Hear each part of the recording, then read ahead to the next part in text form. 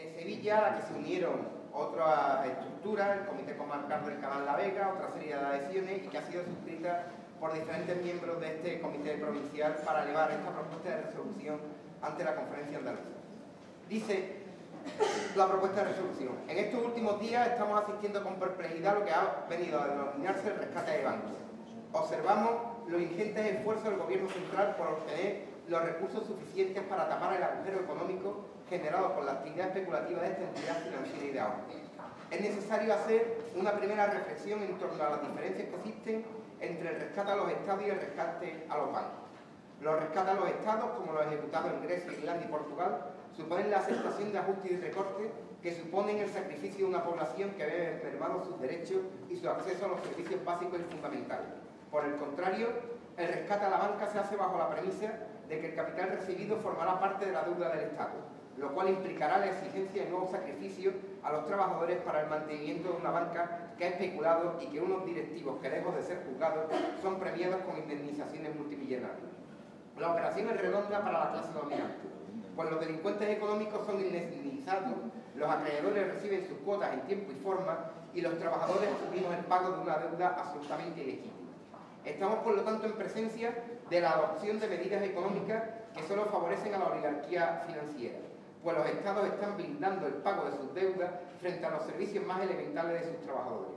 No es cierto, por lo tanto, que se estén practicando políticas de austeridad económica.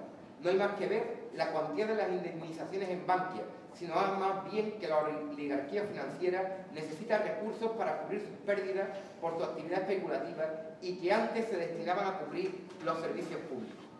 El objetivo es claro: el capital prestado a los bancos españoles desde Alemania, fruto de una balanza comercial altamente positiva para ellos, debe ser devuelta por los trabajadores a través de la reducción de sus servicios y de la generación de una deuda estatal legítima.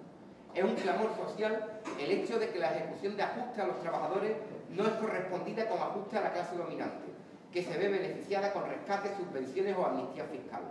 Esta semana, la Unión Europea ha dictado que el Gobierno de España deberá subir el IVA, acelerar la elevación a 67 años la edad de jubilación e intervenir más en las medidas económicas de la autonomía. Estas medidas, junto a las que se vienen practicando ya, van a suponer una mayor detracción de recursos públicos para salvar a entidades financieras, unos menores ingresos del Estado y, por lo tanto, nuevos recortes y ajustes.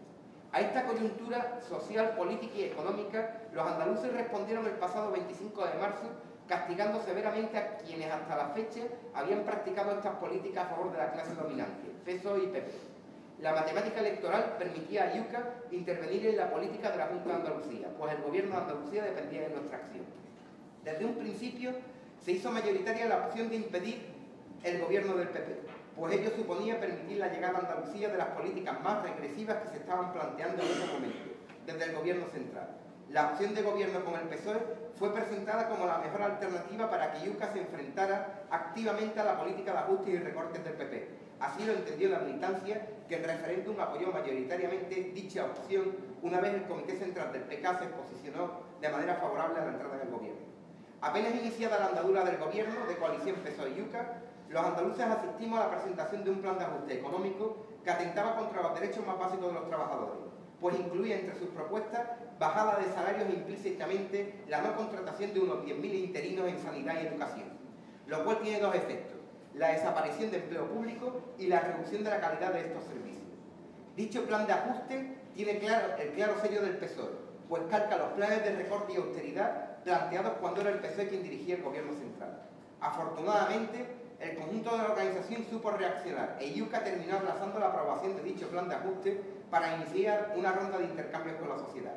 Felicitamos sin duda la adopción de dicha medida, que ha supuesto la recuperación por parte de muchos de nuestros electores y base social, la recuperación de la confianza en nosotros perdida por nuestras alianzas sociales. Tanto el PS como IU han teorizado que la salida de la crisis no pasa por la aplicación de los recortes. Este mensaje claro y nítido, unido a otras propuestas, ha permitido que nuestro proyecto entre en una dinámica de acumulación de fuerzas, como demostraron las elecciones andaluzas, y han demostrado el acercamiento de distintas organizaciones sociales y sindicales.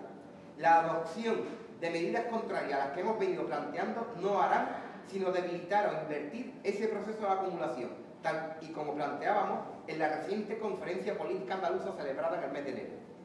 Decía el texto aprobado: de nada sirve gobernar o ser influyentes si no existe fortaleza social que defienda la ejecución de nuestro programa. Y en esta fase de incremento de la intensidad de la lucha de clases, con la necesaria ocupación reivindicativa del espacio público, nuestra participación en el Parlamento de Andalucía deberá centrarse a contribuir a la fortaleza social de un bloque antineoliberal. Y uno de los criterios a tener en cuenta en nuestras deliberaciones debe ser en qué medida las decisiones que adoptamos contribuyan a modificar las relaciones de fuerza en Andalucía. Planteamos, por lo tanto, que la presencia de IUCA en el Gobierno de Andalucía debe permitir el fortalecimiento del proyecto federal y el enfrentamiento a las políticas neoliberales. No tenemos únicamente un problema enmarcado en el actual dilema del plan de ajuste aplazado por IUCA, sino cuál va a ser la posición del Gobierno andaluz ante los recortes que se nos exigirán en los próximos meses, ya fuera desde Madrid o desde Bruselas. Y en este sentido, IUCA no puede obviar que el recorte de 2.700 millones de euros exige un enorme sacrificio para los trabajadores andaluces. Mientras observamos como el Gobierno de España tarda menos de una semana en proyectar la entrega de 23.000 millones de euros a Bankia, esto demuestra que sí es posible endeudarse. Es hora, por lo tanto, de que IUCA actúe con contundencia y coherencia frente a las políticas neoliberales y desde nuestra pertenencia al Gobierno de la Junta. Los andaluces mostraron el 25 de marzo su oposición a la política de recortes. IUCA debe ser consecuente con ello, sin importarle en qué orilla se sitúe el PSOE. No entendemos, por lo tanto, como asumible el plan de ajuste, por innecesario y porque atenta contra principios políticos básicos que hemos defendido. Desde el PK no aceptamos el discurso que contrapone los intereses de los trabajadores públicos frente al resto de los trabajadores, haciendo residir en los salarios de los primeros la responsabilidad de que sea posible o no garantizar los servicios básicos de los segundos. Debe tenerse en cuenta que los funcionarios ya han sido recortados en 3 ocasiones mediante la congelación de salarios durante 4 ejercicios, la reducción del 5% en el 2010 y el incremento del IRPF en febrero de 2012. Es necesario recalcar que los trabajadores andaluces necesitan hoy más servicios y no menos. Por ello es necesario también que, lejos de recortar en sanidad, la Junta de Andalucía solucione el hecho de que muchos residentes andaluces, inmigrantes, parados de larga duración, etc., están viendo cómo se anulan sus tarjetas sanitarias y ante esto IUCA debe garantizar su acceso gratuito a la sanidad pública. La Conferencia Provincial del PK en Sevilla hace suyo los acuerdos emanados de la Ejecutiva del PK, celebrada el pasado 25 de mayo, donde se planteó, primero, el Partido Comunista de Andalucía rechaza que el plan de ajuste recaiga sobre los trabajadores de la función pública. Segundo, no aceptar privatizaciones ni despidos, ni ampliación de la jornada laboral a 37,5 horas. Tercero, garantizar la universalidad de la sanidad, así como su carácter público y de calidad. Cuarto, garantizar el reforzamiento de las becas e impedir la subida de tasas universitarias. Quinto, debatir en los órganos del partido cualquier propuesta relativa a ajustes o que puedan afectar directa o indirectamente a los acuerdos anteriores, antes de ser sometidas a acuerdos en cualquier órgano parlamentario o institucional.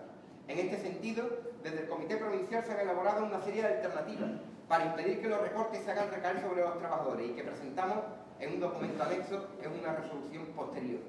A pesar de las alternativas presentadas, la Conferencia Provincial del PK en Sevilla se opone al plan de ajuste actual, por entender que hay que combatirlo desde el Gobierno y plantea la necesidad de adoptar acuerdos firmes frente a los recortes que se nos anunciarán en los próximos meses. Esta es la propuesta de resolución y abriríamos, por la importancia de la misma,